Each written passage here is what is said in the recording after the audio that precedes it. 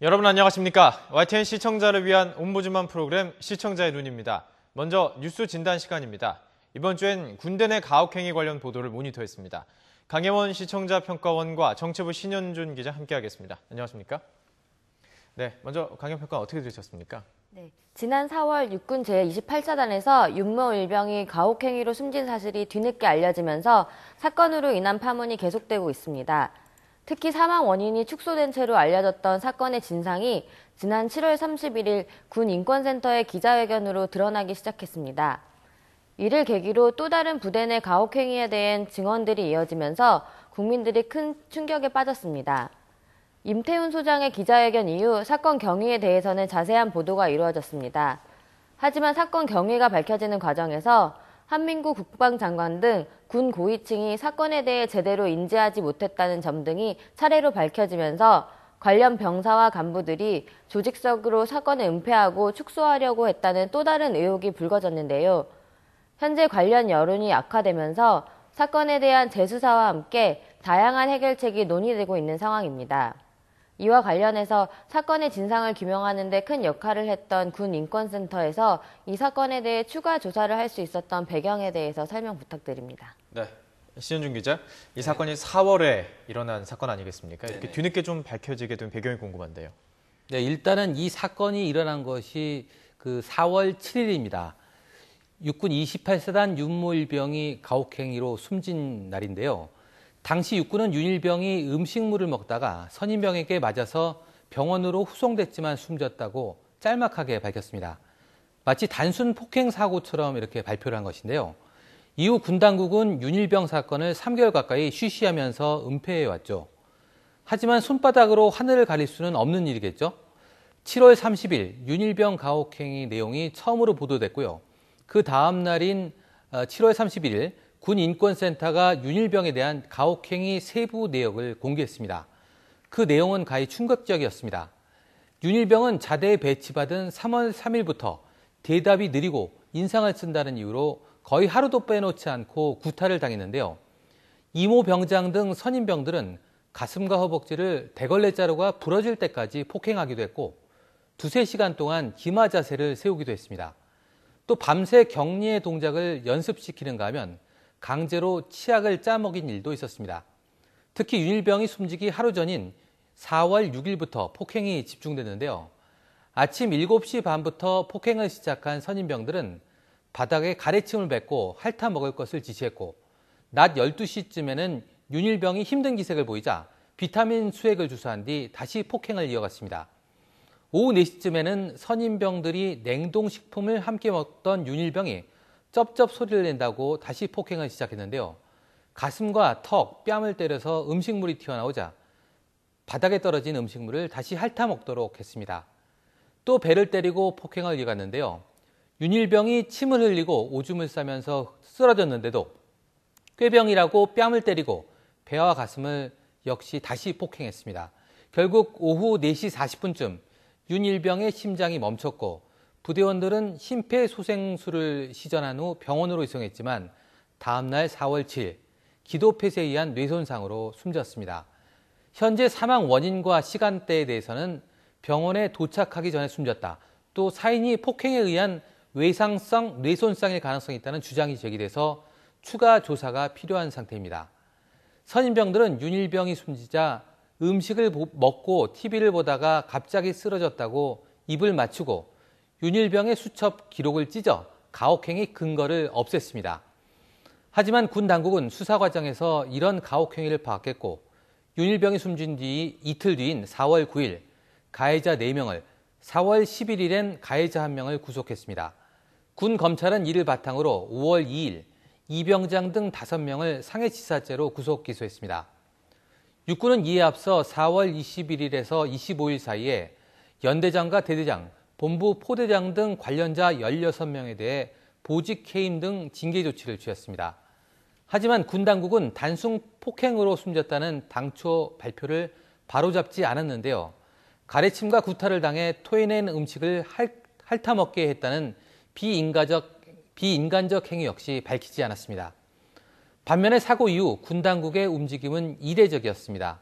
4월 11일 당시 김관진 국방장관은 특별 군기강 확립 김부 수뇌부 대책회의를 열고 전 군부대에 정밀 진단을 실시하도록 지시했습니다.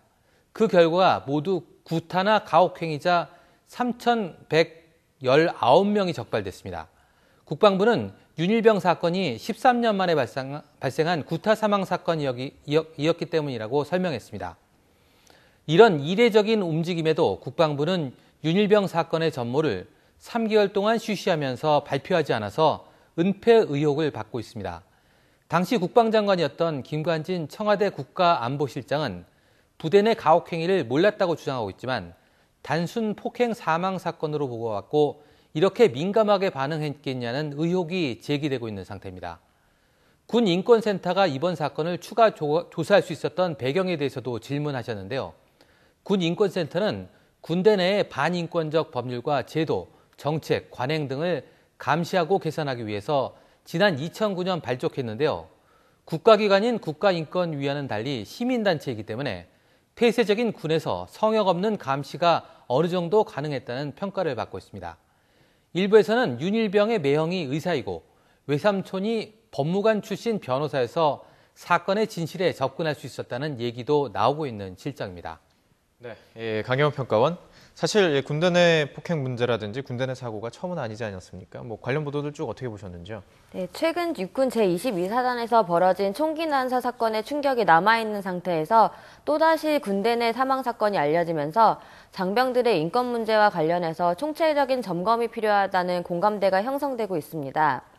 이번 사건에 대해서 여야 등 정치권에서도 강경한 대응이 필요하다는 주장이 제기되고 있고 군대 내 복지 예산의 분배 문제나 병영 내부의 폭력적인 문화에 대한 문제 제기가 폭넓게 이루어지고 있습니다.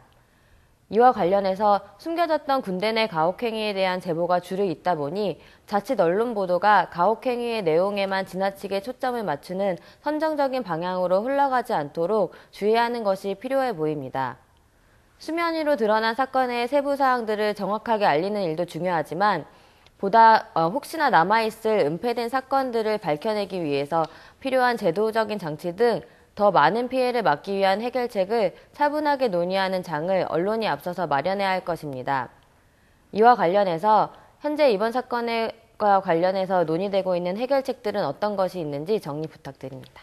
네, 신현준 기자. 네. 군의 대응도 상당히 궁금하고요. 이 대응책도 상당히 궁금한데요. 어떻게 반응하고 있습니까? 일단은 지난 6일 육군회관에서 민관군 병영문화혁신위원회가 발족됐습니다. 여기에는 한민구 국방장관 등 군 주요 인사와 현역, 전역 병사뿐 아니라 이례적으로 부모와 시민단체 인사까지 참여했는데요. 동부전선 GOP 총기 사건과 윤일병 폭행 사망 사건으로 총체적 위기에 놓인 군이 이번이 마지막이라는 절박함에서 고육지책을 내놓은 것입니다. 육군은 국민에게 희망과 믿음을 드리고 내과 외과적인 대수술을 통해 인권이 보장된 병영을 만들겠다고 그렇게 밝혔는데요. 군은 출산율 저하로 징병 대상자가 급감하면서 심리 상태에 이상이 있거나 전과가 있다 하더라도 대부분 현역으로 입대할 수밖에 없는 환경이라면서 그 결과 군대 내 폭행이나 가혹행위도 증가 추세를 보이고 있고 자살 사고도 늘어나고 있다고 분석했습니다. 군은 혁신위를 통해 보다 정밀한 징병 검사 시스템과 관심병사 관리 개선책을 만들고 부대 내 가혹행위 등 적폐를 차단할 수 있는 방안을 마련하겠다는 구상입니다. 특히 병영 내에서 스마트폰을 허용하는 방안 등 획기적인 방안도 검토 대상에 포함할 것으로 알려졌습니다. 하지만 병영 문화 개선 대책이 이번이 처음은 아닌데요. 국방부는 15년 전인 1999년 한국형 병영 문화 창출을 과제로 제시한 뒤 이듬해인 2000년에는 신병영 문화 창달 추진 계획을 내놓았습니다. 당시 정부는 표준 일과표를 만들고 전역 점호도, 인원이나 사병 건강 상태를 확인하는 수준으로 완화했습니다. 하지만 5년 뒤인 2005년 군대 내 인권 문제가 또 연이어 터져났는데요. 2005년 1월엔 충남 논산훈련소에서 중대장 이모대위가 화장실이 더럽다면서 훈련병 192명에게 인분이 묻은 손을 입에 넣도록 한 사건이 밝혀졌습니다. 또 7월에는 경기도 연천의 GP에서 김모 일병이 수류탄을 던지고 총을 난사해서 8명이 숨지는 사건이 터졌습니다. 군은 부랴부랴 또다시 부적응 병사 대상 교육 프로그램을 확대하겠다며 병영문화 개선 대책위원회를 발족하고 선진 병영문화 비전도 발표했습니다. 하지만 사건 때마다 내놓는 이런 조치들은 별다른 효과를 발휘하지 못했고 결국 윤일병 사건이 또 발생한 것입니다. 국민권익위의 자료를 보면 군내 사망자는 2001년 164명에서 지난해 117명으로 줄었지만 자살자는 66명에서 79명으로 오히려 늘었습니다. 이처럼 문제가 이어지고 있는 것은 군의 고질적인 폐쇄성 때문이란 지적도 나오고 있는데요. 군이 안보 상황을 이유로 외부에 참여를 꺼리고 민간의 감시를 사실상 차단해서 이질적인 공간으로 변하고 있다는 얘기입니다. 특히 군이 구타나 가혹행위에 대해 형사처벌을 하지 않고 영창 같은 군내 징계만을 통해 해결하고자 하는 관습도 버려야 한다고 전문가들은 충고했습니다. 보다 근본적인 원인은 부대가 군기를 잡기 위해서는 이런 폭력이 필요하다는 전근대적인 발상을 상당수 군인들이 가지고 있다는 점인데요. 여기에 동료들의 무관심과 지휘관의 무관심도 한몫하고 있습니다. 더 나아가서는 학창시절의 왕따와 폭력 문화가 고스란히 군대 폭력으로 이어지고 있다는 지적도 나오고 있습니다. 최근 SNS상에서는 참으면 윤일병, 못 참으면 임병장이란 자주 섞인 말까지 돌고 있는데요. 군도 사건이 터질 때마다 땜질식 처방을 하는 것보다는 사회 문화 전반을 되짚어보는 근본적인 접근을 하지 않는다면 대책은 변죽만 올리게 되고 또 제2, 제3의 윤일병이 이어질 것이라는 비판이 벌써부터 나오고 있습니다. 네, 뉴스 진단 군대 내 가혹행위 관련 보도 모니터해봤습니다. 강혜원 시청자 평가원과 정치부 신현준 기자와 함께했습니다. 고맙습니다.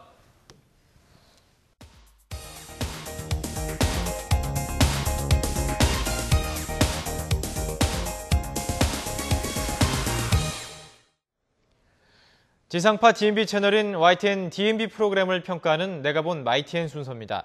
이번 주엔 안전코리아에 대한 원영아 평가원의 의견 들어보겠습니다. 안녕하세요. 마이TN 시청자평가원 원영아입니다. 여름 더위가 절정을 맞이해 많은 사람들이 휴가를 떠나고 있는 요즘입니다. 태풍이 몰려온다고 하고 잦은 비와 바람에도 불구하고 휴일이 되면 전국의 산과 바다로 떠나는 도로가 주차장을 방불케 한다고 하는데요. 시청자 여러분들은 올 여름 휴가를 어떻게 보내고 계신가요? 벌써 휴가를 다녀오신 분들도 있고 앞으로 계획하고 계신 분들도 계실 텐데요. 휴가를 보낼 때 가장 먼저 챙겨야 할 준비물이 무엇이라고 생각하시나요? 그것은 바로 안전이라고 합니다. 우리들의 삶 각 분야에서 일어날 수 있는 모든 사건, 사고를 이겨내는 방법을 자세하게 알려주는 프로그램이 있어 여러분께 소개해드리고자 합니다. 안전코리아가 바로 그것인데요. 이번 주 안전코리아에서는 휴가철을 맞아 각종 레포츠를 즐길 때 꼭 지켜야 할 안전사고 예방법을 주제로 방송되었습니다.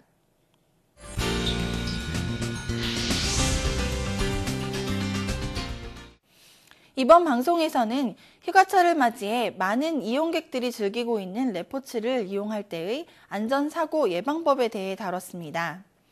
번지점프를 즐기고 암벽을 등반하는 등 신나는 음악과 활기찬 모습을 보여주다 그런데 이것은 챙기셨나요? 안전의식 말입니다. 하고 크게 자막으로 강조를 하는 장면으로 전환이 되었는데요. 이것은 반전 효과를 가져왔고 시청자들의 주의를 환기시킬 수 있는 계기를 마련해 주었습니다. 또한 여행의 필수 준비물이 안전이라고 강조하며 음주 래프팅, 생명과 직결된 번지점프라는 자막과 아찔한 등반 사고를 보여주며 앞으로의 프로그램 전개를 한눈에 알게 해주어 시청자들이 편안하게 그렇지만 주의를 기울여 프로그램에 집중할 수 있게 해주었다는 생각이 들었습니다. 프로그램은 최근에 들어 등산 인구가 크게 증가했지만 등산객들의 안전사고 또한 크게 증가했다고 설명했습니다. 특히 탐방로를 잘 모르는 등산객들, 음주나 동행인과의 수다를 아무렇지 않게 생각하는 등산객들의 이야기를 보여주었는데요. 이러한 아무렇지 않아 보이는 단순한 행동들이 큰 사고로 이어질 수 있다는 것을 뒤이어 보여준 산악구조대의 에피소드와 발언으로 잘 설명해 주었습니다. 등산로가 아닌 샛길로 다니다 골절상을 입은 등산객과 가파른 암벽을 안전장비 하나 없이 등반하고 있는 사람들의 모습은 보기만 해도 매우 아찔하고 두려운 장면이었습니다. 암벽 등반을 즐기는 인구가 많아졌다며 각종 안전장비가 필수적이라는 설명과 함께 실제 등반에 앞서 미리 체험해보는 클라이밍 센터의 장면을 삽입했습니다. 화면상으로는 조금 의외의 장면이라는 생각이 들었지만 하네스 착용, 로프의 손상 여부 체크, 암벽화나 헬멧 등의 안전장비의 필요성과 안전성을 강조하는 내용 전개상 꽤 적절한 장면이었습니다. 특히 클라이밍 강사의 상세한 설명이나 실제 시연 장면, 특히 안전은 넘칠수록 좋다는 발언은 시청자들이 귀담아 들을 필요가 있는 것이었습니다. 번지점프와 래프팅에서 일어날 수 있는 안전사고를 보여준 꼭지에서는 안전요원의 말을 잘 지키면 된다는 이용객의 발언, 중간에 자리를 이동한 래프팅 이용객을 혼내고 이용수칙을 잘 지키라고 강조하는 래프팅 강사의 발언 등은 이용수칙 준수를 적절하게 강조하는 장면이었습니다. 번지점프 업체가 매일 아침 안전점검을 한다는 말과 요즘 안전의식에 관심이 많아졌다며 구명조끼와 헬멧 등의 장비를 꼼꼼하게 점검하는 래프팅 강사의 모습 또한 신뢰감을 줄 수 있는 장면이었습니다. 중간 부분에 번지점프 로프가 끊어져서 일어난 사고의 자료 화면과 기사를 보여주었는데요. 이는 다소 끔찍하게 여길 만한 장면이었으나 시청자들에게 경각심을 충분히 불러일으킬 수 있었다는 평가를 하고 싶습니다. 이러한 레포츠는 즐긴다는 개념 이전에 인간의 생명을 담보로 하고 있는 것임에도 불구하고 국내에 아직 그 운영 방식이나 시설에 대한 규정이 없다는 전문가의 지적이 있었습니다. 그러나 뒤이어 현재로서는 관련 업체의 자체 안전 점검에 기댈 수밖에 없다는 멘트는 너무 무책임하게 느껴져 시청자들을 더욱 두렵게 하지 않았나 하는 우려가 생깁니다. 또한 우리가 가장 밀접하게 간단하고 쉽게 즐길 수 있는 한강에서의 캠핑을 다뤘는데요. 밀접한 반면에 가장 안전에 소홀할 수 있기 때문에 이용객들이 주의해야 한다는 점을 이야기해 주었습니다. 순환구조대가 존재하고 활동하고 있다는 점, 한강 잔디밭의 텐트는 9시까지 철거해야 한다는 점, 안전관리시설로 지정되어 있지 않기 때문에 조명이나 위생 등의 면에서 취약하다는 점 등을 차례로 열거해 우리가 한강에서의 캠핑을 즐길 때 주의해야 할 점을 다시 한번 상기할 수 있는 계기를 열어주었습니다. 위험은 늘 예고 없이 찾아오는 것이고 부주의한 작은 행동 하나하나가 큰 사고로 이어질 수 있습니다.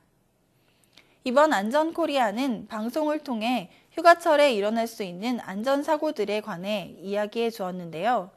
비단 휴가철뿐만이 아니라 안전사고란 언제 어디서나 일어날 수 있는 것이기 때문에 항상 주의를 기울여 안전사고가 일어나지 않도록 조심해야겠다는 생각이 듭니다.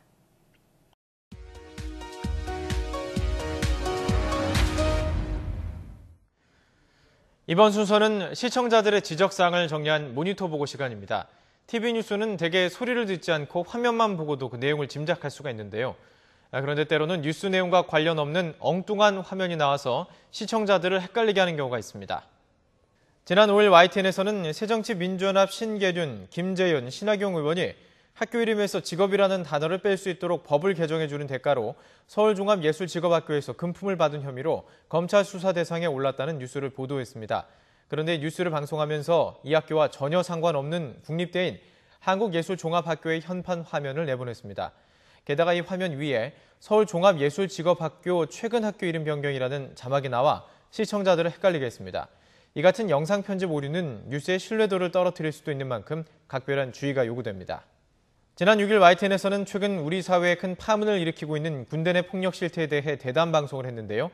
이날 국회 국방위원회 소속 진성준 새정치민주연합 의원이 출연해서 윤일병 폭행 사망 사건이 났던 연천 28사단 의무반 현장을 설명했습니다.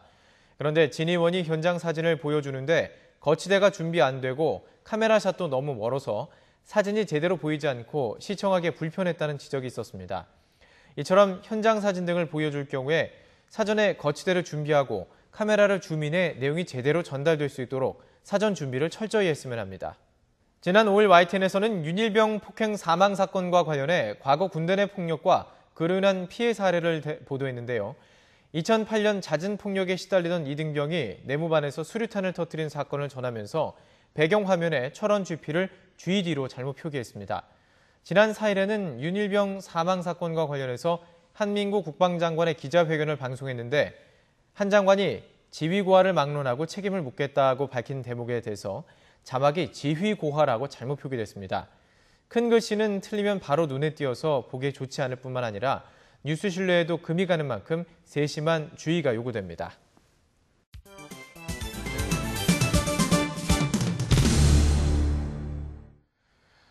언론 전문가로부터 우리 언론의 문제점과 발전 방향 등을 들어보는 매체 비평 시간입니다. 오늘은 정대철 한양대학교 교수로부터 뉴스 해설의 패널에 대한 문제점이라는 제목의 논평 들어보겠습니다. 지난해부터 뉴스 해설 보도는 대세를 이어가고 있습니다. 해당 분야의 전문가로부터 상황이나 전망, 그리고 예측까지 시청자가 궁금해하는 것을 풀어줍니다. 해설 보도가 많이 편성되면서 긍정적인 면도 있지만 그렇지 못한 점도 나타나고 있습니다. 때에 맞춰서 빠른 분석과 정리의 능력은 좋습니다. 설명이나 표현력도 시청자에게 도움이 될 수 있습니다. 또 제작상의 편의성이나 효율성도 있습니다. 그러나 다른 측면에서 보면 패널이 거의 고정적으로 자리 잡고 있습니다. 여러 가지 주제를 한 사람이 다루기 때문에 주제에 적합한 전문가라는 점에서 비효율적입니다. 제작에 필요한 인적 확보가 다양하지 못하고 제작의 편의만 생각한다는 평가를 받을 수 있습니다. 더욱이 패널은 다른 채널에도 중복 출연하기 때문에 같은 내용을 반복하고 있다는 표현이 나오고 있습니다. 다른 방송에서도 얘기했지만 이라든지 얘기한 적이 있지만 이라는 말이 자주 나타나고 있습니다. 제작의 문제인지 패널의 문제인지 새겨보아야 할 과제입니다. 몇몇 패널들이 자주 등장하는 방송 현상은 시청자 입장에서 보면 시청자들이 다른 채널에도 중복해서 노출되기 때문에 시청자의 입장은 외면당하고 있는 꼴입니다. 한때 신문의 제목만 가리면 어느 신문인지 구분할 수 없을 정도라는 말이 유행처럼 떠돌던 시절이 있었습니다. 시대적 상황은 전혀 다른데 같은 현상이 나타나는 원인에 대해서 성찰해야 합니다. 그리고 패널들이 과거에 관여했던 정치적 이력은 해설의 방향에 영향을 끼치지 않는지, 중립적 자세를 유지하려는 노력도 보이지만 때로는 패널 간의 대결 구도로 보이는 경우도 종종 있습니다. 다양한 의견을 반영하려는 것인지, 진영 논리를 펴자는 것인지 분명하지 않기 때문에 무엇을 전달하려는 것인지 궁금할 때도 있습니다. 패널의 의견도 중요하지만 더 중요한 것은 채널의 주도적 역할입니다. 주객이 전도된 방송은 책임이 없는 방송입니다. 멍석만 깔아놓는 방송가의 현실이 공적 임무를 다하는 것인지 성찰의 대상이 될 뿐입니다. 지난 보궐선거의 결과가 빗나간 것은 패널의 문제도 있겠지만 우리나라 언론의 자화상이 되었습니다. 시장은 모르면서 자기 생각대로 상품을 내놓는 것이나 마찬가지입니다. 같은 상품을 내놓는 상점이 많이 있으면 상품의 가치는 물론 상점의 진정한 가치도 상실하게 마련입니다. 시청자의 눈은 시청자 여러분의 참여를 기다리고 있습니다. YTN 홈페이지 시청자의 의견 코너에 글을 남겨주시면 좀 더 정확하고 공정한 방송을 만드는 데 참고하겠습니다. 이번 주 순서는 여기서 마치겠습니다. 고맙습니다.